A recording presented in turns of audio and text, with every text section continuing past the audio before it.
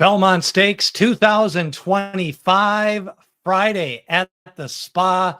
Just a couple of turf races left. We're going to get you ready for Saturday, do a little bit of a wagering strategy show, take a look at your questions, the pace of the race for the Woody Stevens, the Met Mile, and the Belmont Stakes on Saturday, all part of a big day of racing. Our show tonight presented by Raceoracle.ai. Make sure to check out their website. It's a new service that combines AI with a look at over 600,000 races, constantly learning, and upgrading their algorithms. It's Raceoracle.ai, bringing you tonight's Belmont, Met Mile, Woody Stevens wagering strategy show. So good evening on a Friday night. We just saw a big upset. The undefeated Good Cheer running out of the money is Lacara going wire to wire. The rain did hit Saratoga today, and they probably got a little over of an inch of rain in the last couple of hours. Now, the two turf races are still going to be on the turf to close it out, but the Belmont Gold Cup mile race was taken off the turf, and tomorrow it looks like most of the rain is going to be done before 2 or 3 in the afternoon. So I think we're going to have a drying out track. That means it could be a little bit more muddy or cuppy, and it could favor closers a little bit, but we'll talk more about that. Race Oracle AI bringing you tonight's show. And let's start off. First off, make sure to check out their website. They're bringing you the race replays and tonight's handicapping show here live. Get your questions in the comments, and we're going to take a look specifically at the Met Mile, the Woody Stevens, and the Belmont Stakes. And remember, the question and answer show for the Belmont Prospectus is out.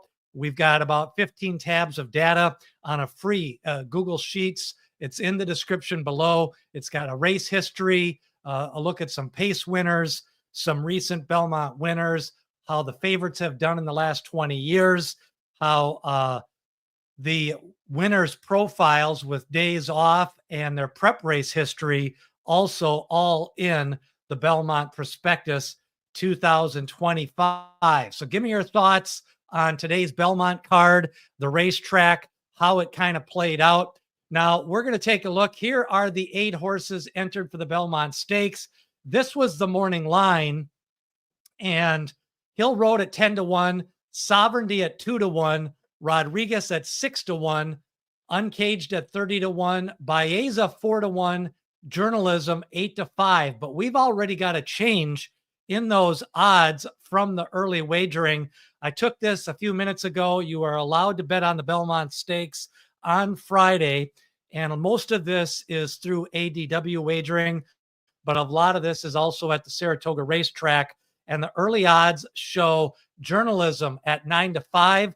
Baeza getting a lot of support. He is 5-2. He's actually the second favorite right now. With Sovereignty, he is 7-2 in the early betting. And remember, usually the odds do not change a lot after that first day of betting. Rodriguez at 6-1, Crudo at 12-1, and Heart of Honor at 18-1. So Wicked Felina, she's behind. Her heart is behind Journalism. Maybe she can play Journalism with Heart of Honor, and we'll see what shakes out.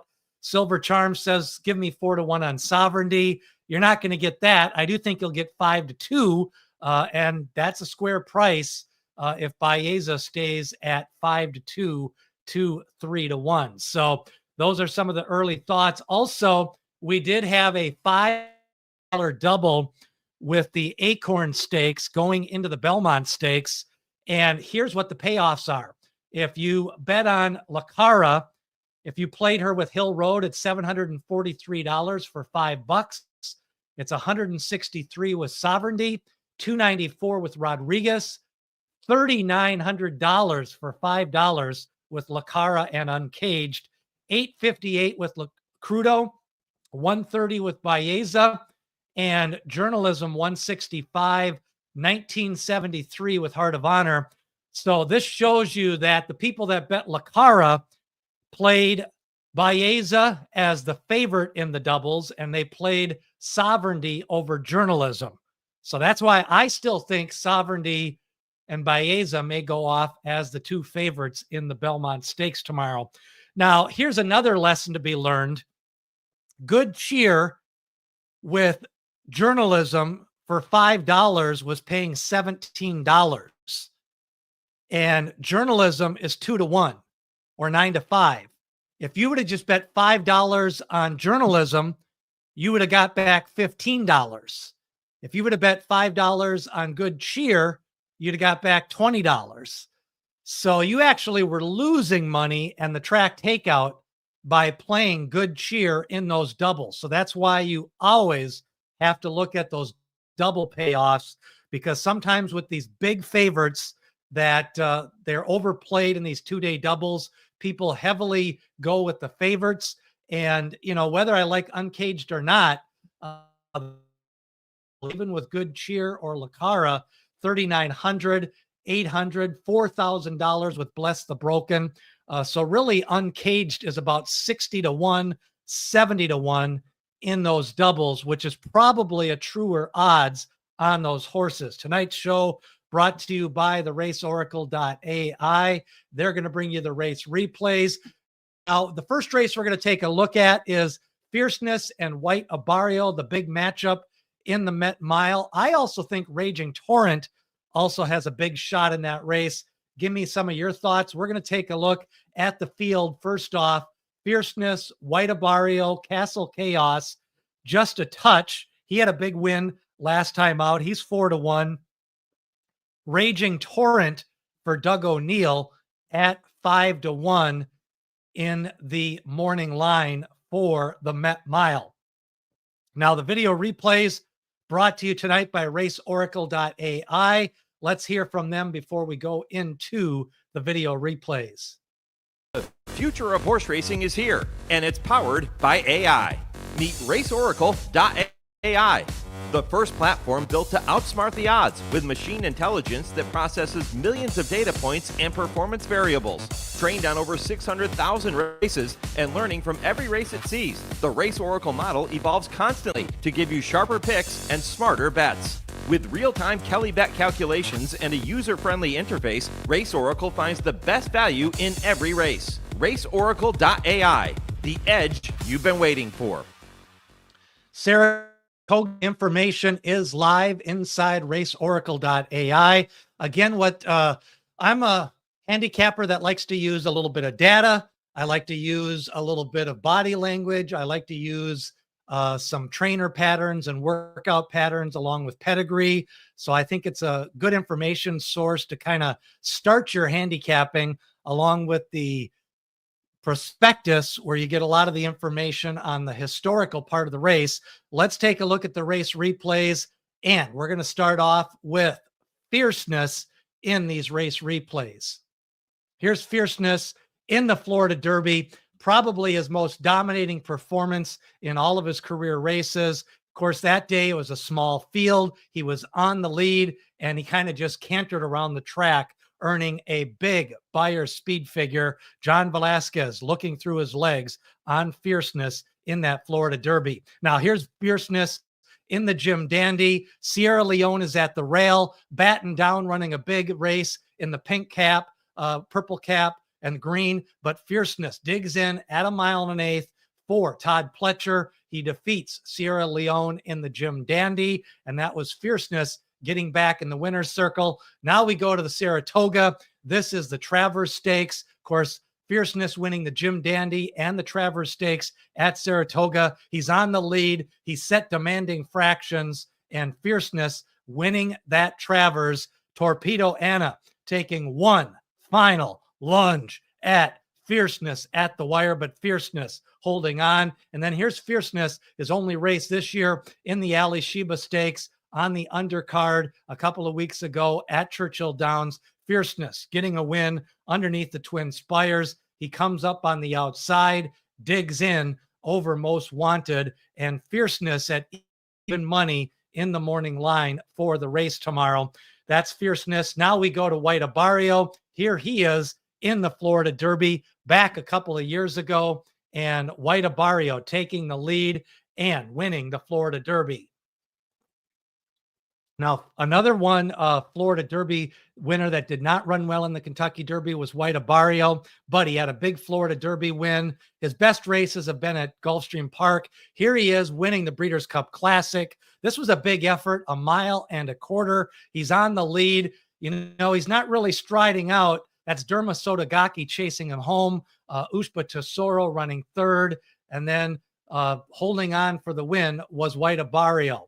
Now we come to this year's Pegasus Classic. White Abarrio off the pace. The two grays lead him into the stretch, but White Abarrio quickly assumes command. White Abarrio taking the lead. This was a dominating performance in the Pegasus World Cup. White Abarrio winning the Pegasus World Cup and winning at Gulfstream Park again.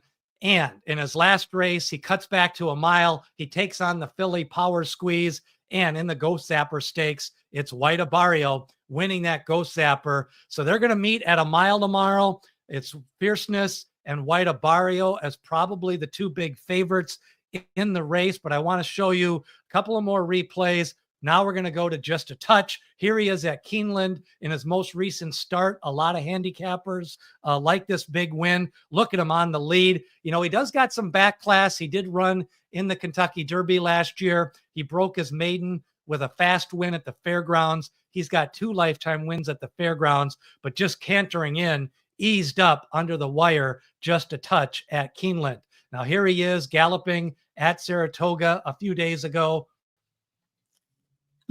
getting ready for the Met Mile. And then I want to point out another horse. He's a proven grade 1 horse, the Pat O'Brien. That's the Chosen Vron is the big favorite, but look at Raging Torrent on the inside. He's in the purple cap, the purple vest. He digs down. Chosen Vron comes back.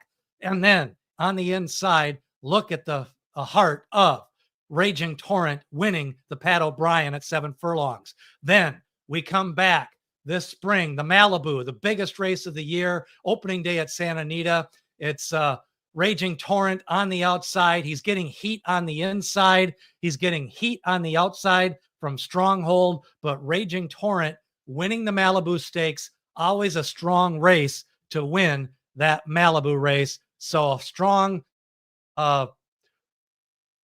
race lining up tomorrow for the Met Mile. Our race replays brought to you by Raceoracle.ai. Give me some of your thoughts on the Met Mile. And Silver Charm says, someone here used Just a Touch on almost every ticket in the Derby. Yeah, I know a few people that liked him. You know, sometimes the pace of that race just didn't play out for a horse like Fierceness or Just a Touch. They're a little bit more high-strung type horses. They need a smaller field, and they just can't run their best on a big race day in a big field like that with a fast pace. I figured you meant yourself, Silver Charm, but you know, the price is right. That's what you got to do. Fierceness, of course, ran a huge race in the Breeders' Cup Classic. That was 1.25 miles.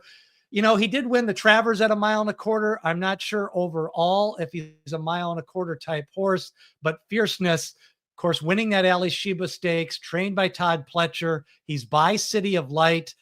City of Light should be a good sire for the slot, but I feel what we're going to get tomorrow, the rain is probably going to start drying out, and I feel we're going to get kind of a muddy drying out track for the later races tomorrow. And today was sloppy. Early on in the card tomorrow could be sloppy. And Silver Charm was right. Yeah, speed quit badly that day last year in some of the later races on the Derby card. Now, Wicked Felina likes Just a Touch in the Derby. Got to admit. So, yeah, we had a few people that liked Just a Touch in the Derby. Now he goes in the Met Mile, had a couple of nice wins this year, one at the Fairgrounds, one at Keeneland. Brad Cox trains. He usually does well on these big days. So, yes, I'm thinking it could be a heavy, tiring track. Now, that's what the latest forecast. Right now, they're saying the rain will quit by about 1 o'clock, and that means the Belmont Stakes doesn't go till about 6 o'clock Eastern time, so that means it'll have about 4 hours to dry out. and the rain will be in the morning and end by about 1, 2 o'clock East Coast time tomorrow. Now, White Abarrio, that big win in the Go Sapper Stakes at a mile. He won the Pegasus World Cup. He was second in the Mr. Prospect Stakes. He won an allowance race. Of course, a lot of wins at Gulfstream Park. He does have a win at Gulfstream Park. Last year, ran fifth by 10 lengths, losing to National Treasure in the Met Mile last year. But I think he's in better form this year. Last year, he came out of a 10th place finish in the Saudi Cup. This year, he comes in with 3 wins in 4 races, plus a second. And I do think White Abarrio is a good mile to a mile and a 16th horse. Fierceness cuts back to a mile. White Abarrio cuts back to a mile. And Just a Touch is going to try to stretch out his speed to a mile for White Abarrio. Now, the 6 furlong pace, this is how I see tomorrow's pace of the Met Mile. I think Fierceness is going to be on the lead early. I think White Abarrio is going to sit in that second spot at the rail. Raging Torrent going to sit on the outside. Just a Touch probably from mid-pack. And then Castle Chaos. Overall, I'm expecting a fast pace for the Met Mile. But with a 5-horse field, I think it's going to be more of a controlled pace. They won't have to be being pressured early on, and horses can withstand a fast pace if they're not pressured. So I think Fierceness could sit on the lead. White Abarrio could sit second, and then Just a Touch and Raging Torrent going to be sitting just behind those two. And then I think we're going to really see them line up at the top of the stretch for the Met Mile. So that's going to be a good race. Of course, that's a grade 1. That will be race number 8, the Met Mile tomorrow for older horses. Of course, 3-year-olds can run in that race, but we won't have any 3-year-olds in tomorrow's race. Joe says he doesn't like it that it's such a short field. Yeah, you're not going to get a price on anyone. The advantage is if you can pick a winner, narrow it down to 1 or 2 horses, you could maybe play them in a double. So we'll see what happens.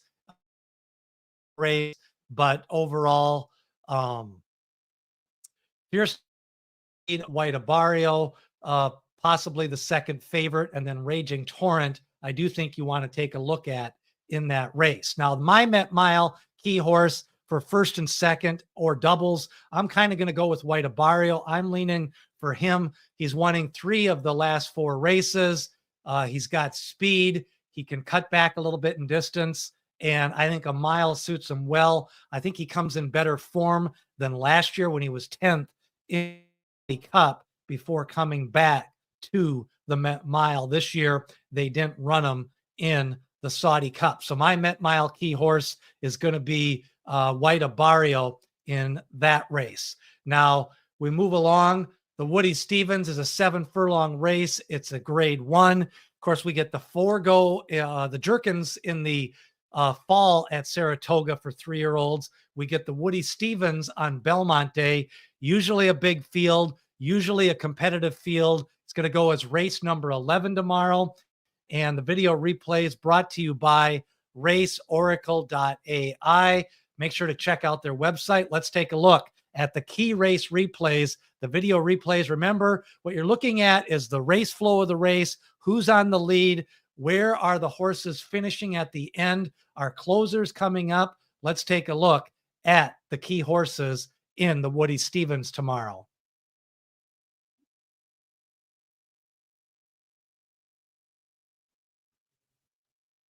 Now we start off Big Truz winning at Keeneland, a 4-length dominating win. Kind of regressed a little bit in his second start. He finished second to Patch Adams, but Big Truz could rebound here.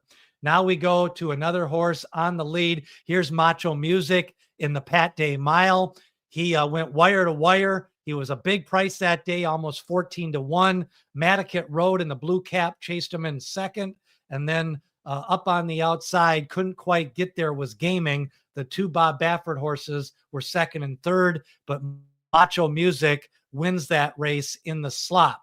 Now we move along. Of course, big win, Patch Adams. He won a maiden race at Churchill Downs, and Patch Adams ran in the Southwest Stakes, ran in the Tampa Bay Derby. He got his second win, the race after the Kentucky Derby, two of his wins at Churchill Downs. Now we move forward. Here is a horse cutting back. It's going to be Citizen Bull. Here he is winning his maiden. Of course, Citizen Bull stretched out Kentucky Derby. Now he cuts back to 7 furlongs. I think he's going to be a lot fresher horse. I never really thought of him as a 1.25 mile type horse, but here's Citizen Bull winning that maiden race last year and showing a lot of speed in that shorter distance. Then he went to the American Pharoah.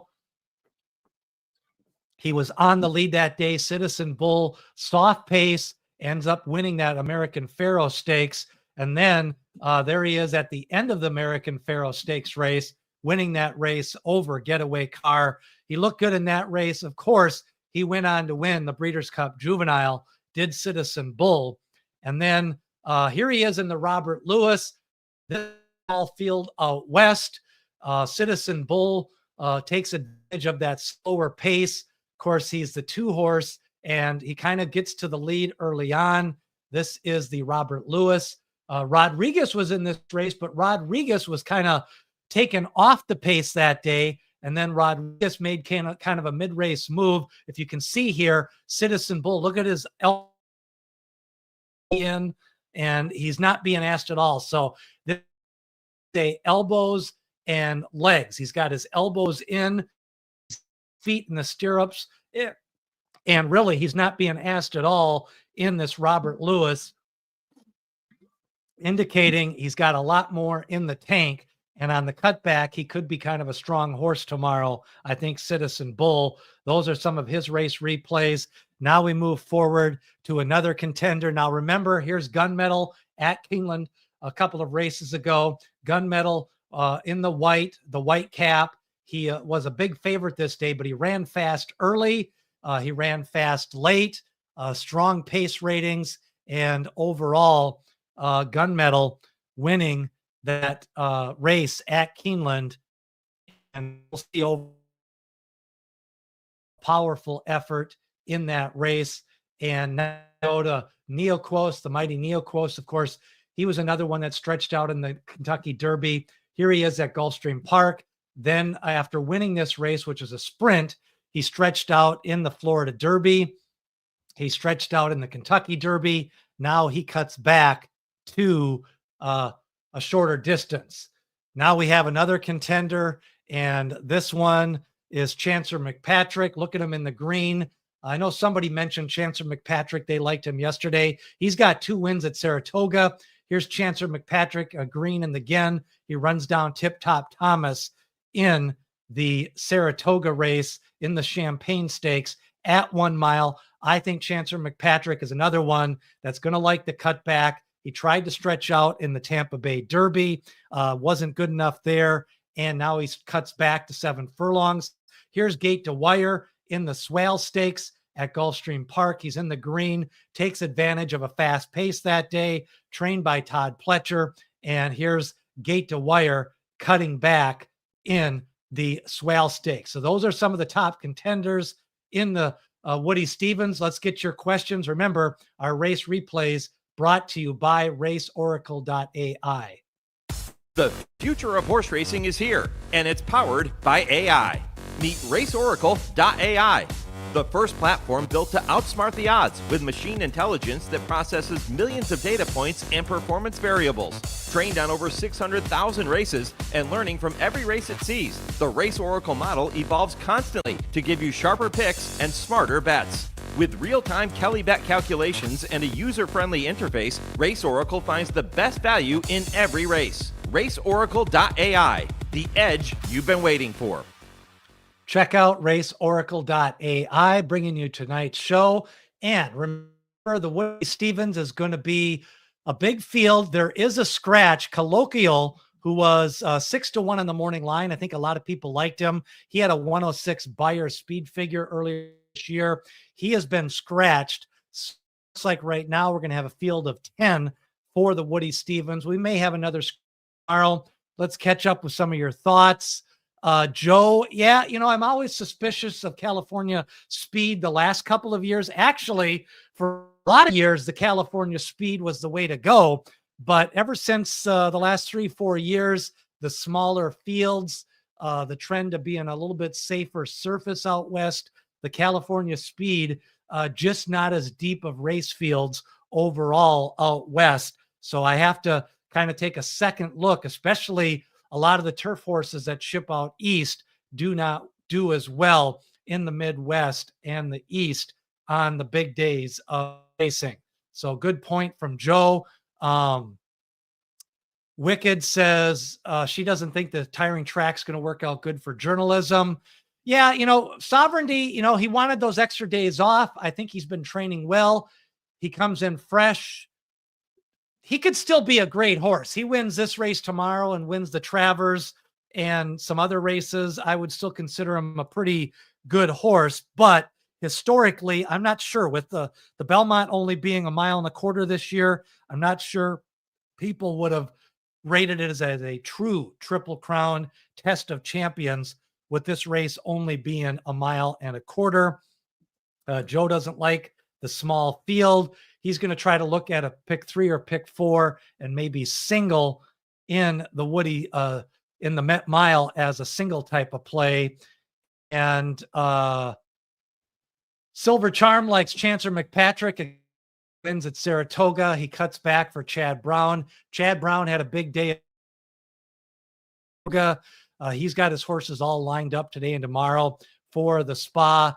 Flavian Prat riding well at Saratoga the last couple of races.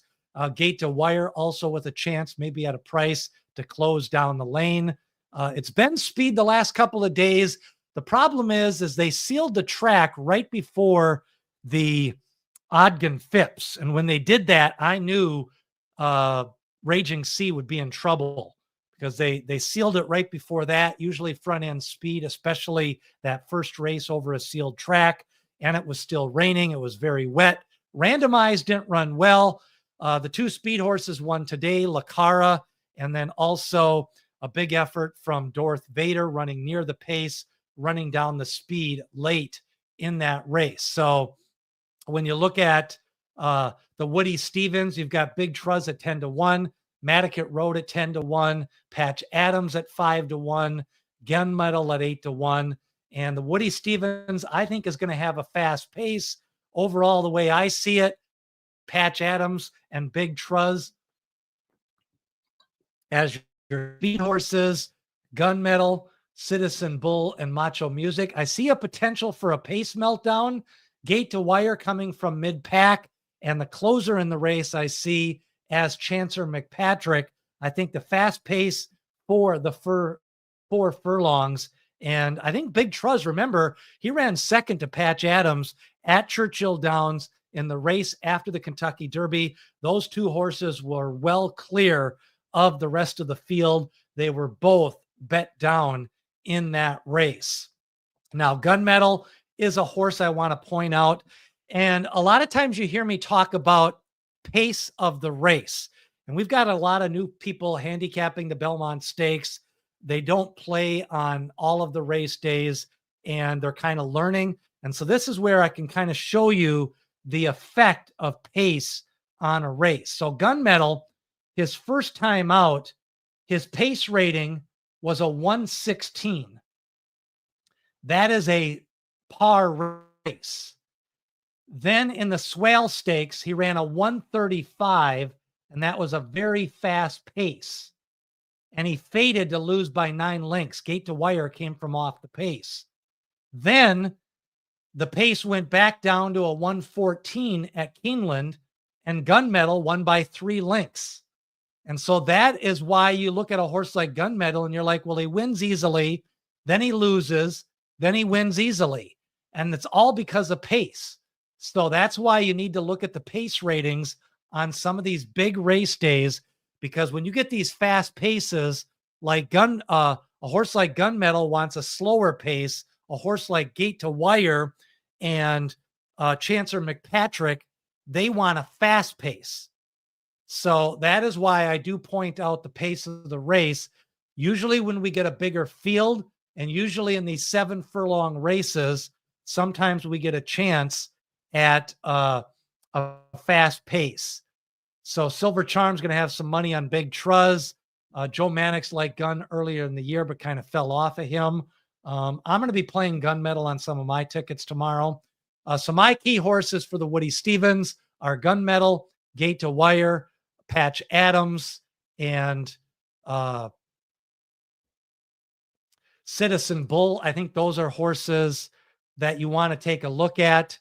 And I think those horses, Gunmetal, I think he wants a little bit slower pace. I think he's improving. I think he went way too fast in the Swale Stakes, although I did like that effort from Gate to Wire coming from off the pace in the Swale Stakes. Citizen Bull, I always think he'll do better sprinting, but I do question the quality of competition in his sprints out west. So that's something I need to take a look at for the Woody Stevens as I handicap that race for tomorrow. Now, I did want to point out the pace of the race for the Belmont. Here, this is from the Belmont Stakes Prospectus on the pace sheet. Remember, there's 2 calls in a 1.25 mile race. You've got the 4 furlong call, which is the first call. Then you've got the 6 furlong call, which is the second call. Now, last year, anytime you see a minus, that means the pace was slow. And anything greater than -10 means it's really slow, and that favors the front runners. So 3 years in a row, we've had a slow pace in the Belmont for the 4 furlong mark.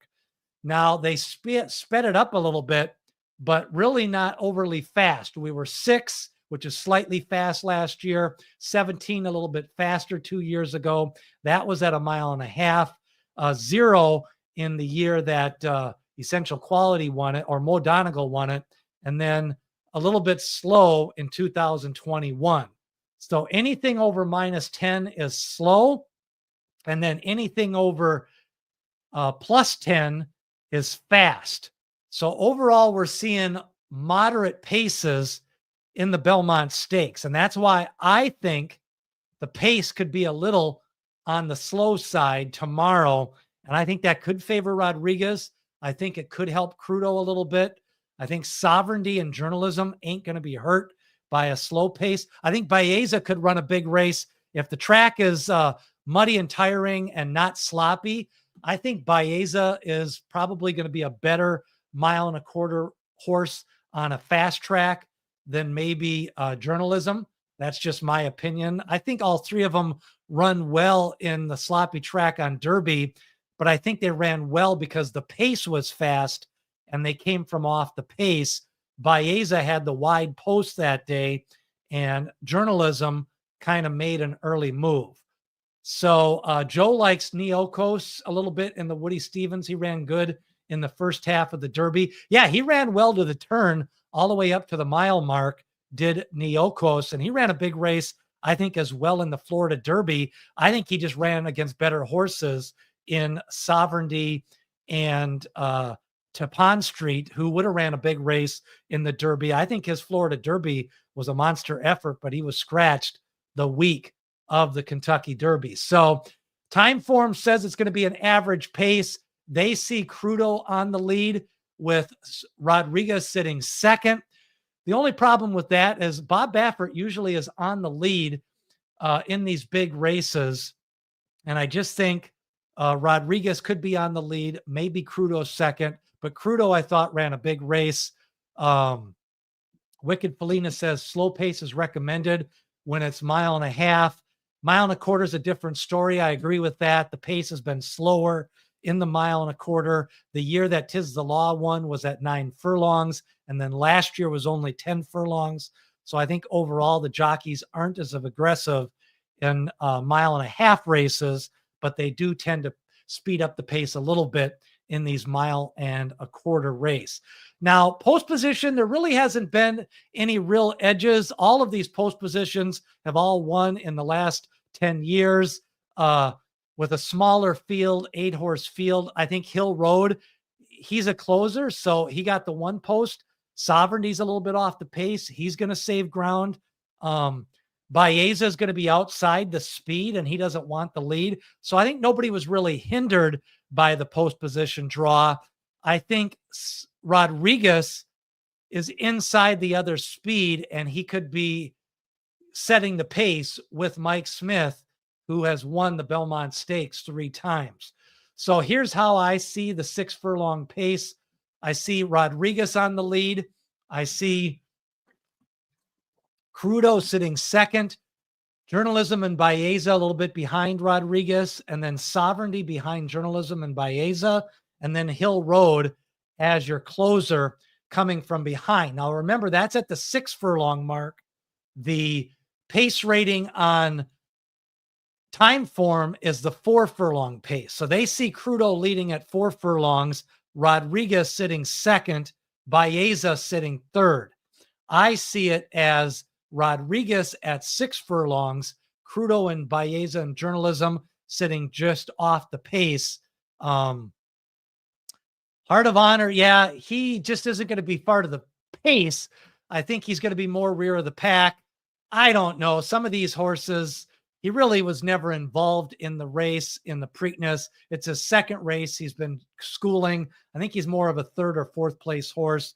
Overall, his late pace rating was good in the Preakness, but that's because he was so far back. He started closing ground late. So those are the horses. Now, Hill Road gets Irad Ortiz up for the first time. Interesting enough, Flavian Prat rode Hill Road in the Peter Pan. He stays on Baeza in this race. And if you notice, Flavian Prat rode 3 or 4 horses in the Woody Stevens. He's going to stay on Chancellor McPatrick for the Woody Stevens. Now, Sovereignty, you know, I think he was farther back in the Derby because he was at an outside post and the pace was fast. But if you noticed in the Florida Derby, he was only 2 lengths out at the top of the stretch. In the Fountain of Youth, he was only 2 lengths out at the top of the stretch. I don't think Sovereignty needs to be more than 3 or 4 lengths back at 1.25 miles here in this race. So Rodriguez, his best races have been on slow paces. The Wood Memorial was a little bit slower. His maiden win was a little bit slower. When they tried to rate him, he lost to Journalism. But his 2 wins were both wire to wire. I think his best race is to run on the lead for Rodriguez. Now, again, Journalism just keeps on cranking out those 100 Brisnet speed figures. If he runs any of those last 4 races, he's going to be right there. But I think Sovereignty can maybe still improve a little bit. I think Baeza can definitely match up his 107 and his 102.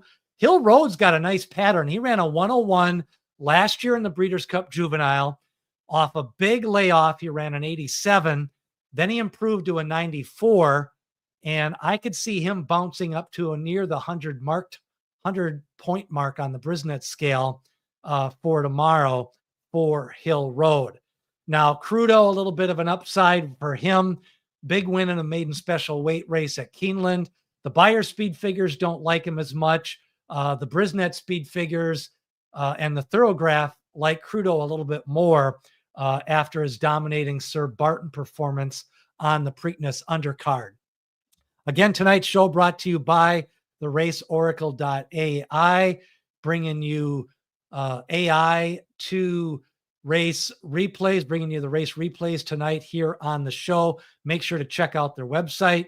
And of course, we've got the Met Mile tomorrow. We've got the Woody Stevens tomorrow and a big day of racing. Baeza, he's 2-1, 5-2 early on in the betting for the Woody Stevens. I definitely think he is one to watch in this race. And Baeza with Flavian Prat, he sticks on him after running 3rd out of that wide post position in the Kentucky Derby.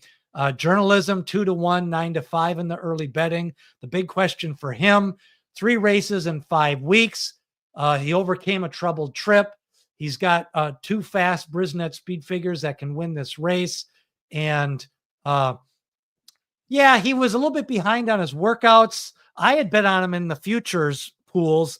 I had some money on him in the futures. Tampa Bay was a slow pace. He really had no there. And then he kind of spiked a fever. He missed. He was going to maybe run in the Bluegrass. They decided to pass up the Bluegrass. They prepped him in the Peter Pan. He won that at 1.125 miles. I do think Hill Road is a 1.25 miles horse. I think Chad Brown has said all along he wanted to run him in the Derby. He wanted to run him in the Belmont. He wants to run him in the Travers. So Hill Road is definitely going to like the distance tomorrow, and he's definitely usable at 10, 12 to 1 in the trifecta and superfecta wagering. Now, the late pace ratings overall, again, this is basically from the 6 furlong mark to the wire. Heart of Honor with a 109. So this is where a late pace rating can be a little bit misleading. If you're way back, sometimes horses close and they get a fast late pace rating. So you want to be within the top 4 or 5 and still get a good late pace rating. Journalism had a 105 late pace rating in the Preakness. Hill Road with a 101 in the Peter Pan. Sovereignty with a 92 in the Derby. Journalism with an 88 in the Kentucky Derby. Now, Hill Road 13 to 1. Rodriguez 6 to 1. Baeza getting some support at 5 to 2. And Journalism at 9 to 5. The early wagering for the Belmont Stakes. Don't forget, download the Belmont Prospectus. It's free in the description. You can download it, all the data and information for the Belmont Stakes. The Belmont Stakes preview is up, and we've also got Raceoracle.ai bringing you the race replays tonight and the official sponsor presenting the wagering strategy. Good luck on the Met Mile tomorrow. Don't forget, we've got a Met Mile Belmont double. There is also a Woody Stevens Belmont double, and you can also bet a Manhattan Belmont double. So good luck to Silver Charm tomorrow. Wicked Felina picks Baeza or Sovereignty will finish out of the money. Could be true. One of the big 3 may not fire tomorrow. We will see. Good Cheer was out of the money today in the Acorn Stakes. Good luck on the Belmont Stakes tomorrow at Saratoga, Met Mile. We've got the Woody Stevens for 3-year-olds. Thanks for watching, Lynetta. And remember, Dwayne Lucas says, people have opinions, horses have the facts.